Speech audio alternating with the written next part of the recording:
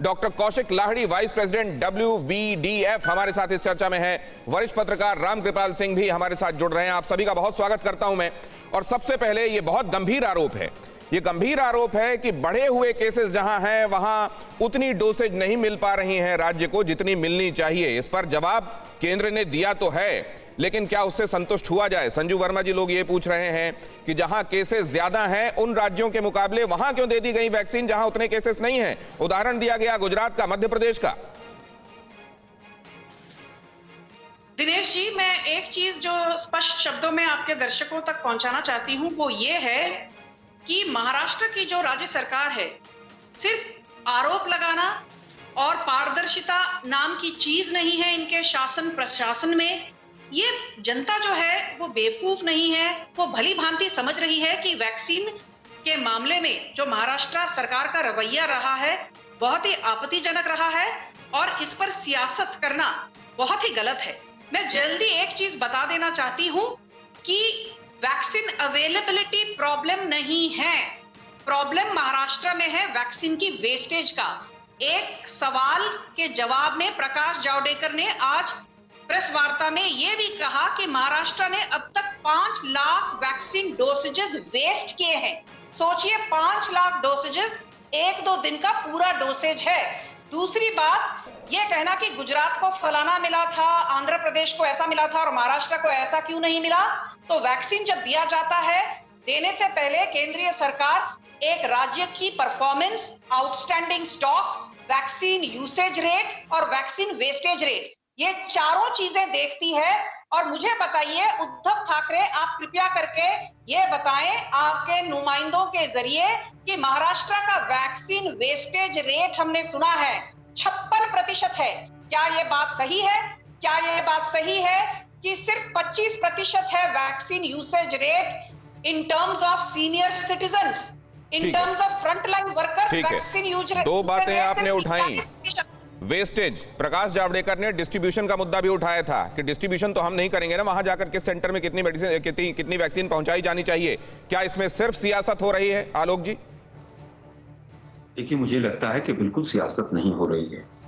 आज वहां पर महाराष्ट्र के हेल्थ मिनिस्टर महोदय ने पूरे आंकड़े प्रस्तुत किए और अगर उसको वो गलत आंकड़े थे तो हर्षवर्धन जी ने क्यों माना?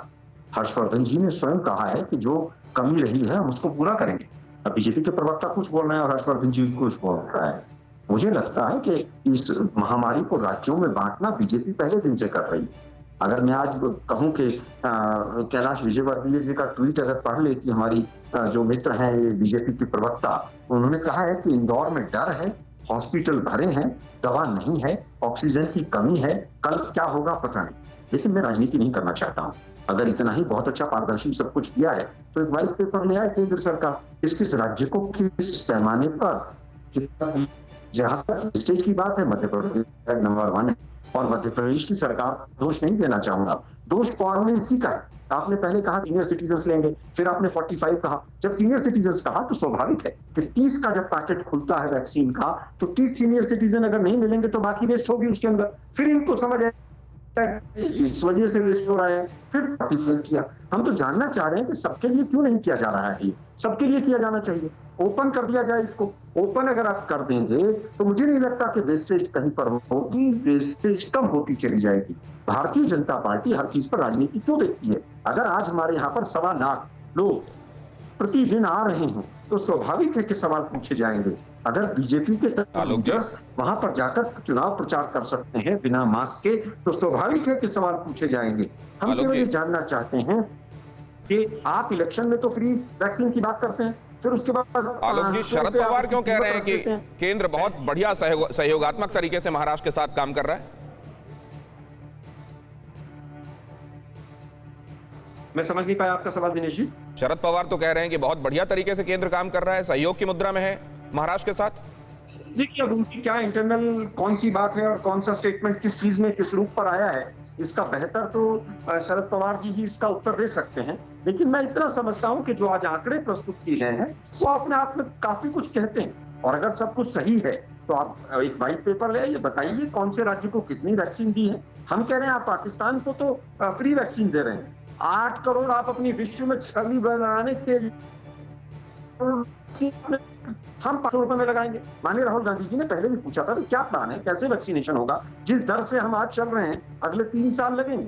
आप केवल ये बता आलोक जी ये जो तमाम सेंटर्स है, मैं देख रहा हूं संजू जी आपका इशारा, बाकी मेहमानों के पास एक बार होकर आऊंगा, मैं आपके पास आ रहा हूं, लेकिन आलोक जी से एक बात और समझ लेना चाहता हूं क्योंकि ये पूरा पर्सपेक्टिव क्लियर कर देगा।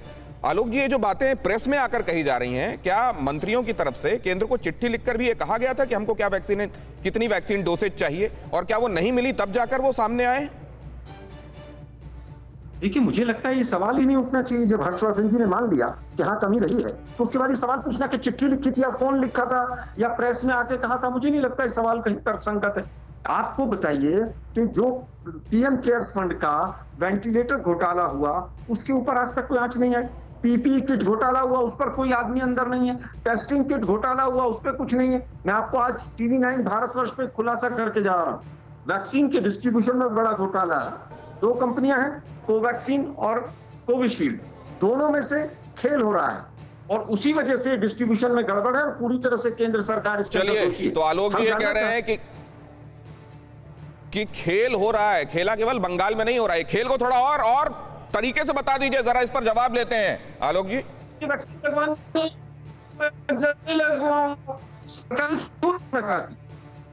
नहीं आलोक जी, लेकिन अभी आपकी आवाज हम तक क्लियर नहीं पहुंच रही है। आपने खेल का आरोप लगा दिया, एक के बाद एक परतें खुलती जा रही हैं। अड़ी सोमवार से शुक्रवार शाम 6 बजे सिर्फ TV9 भारतवर्ष पर।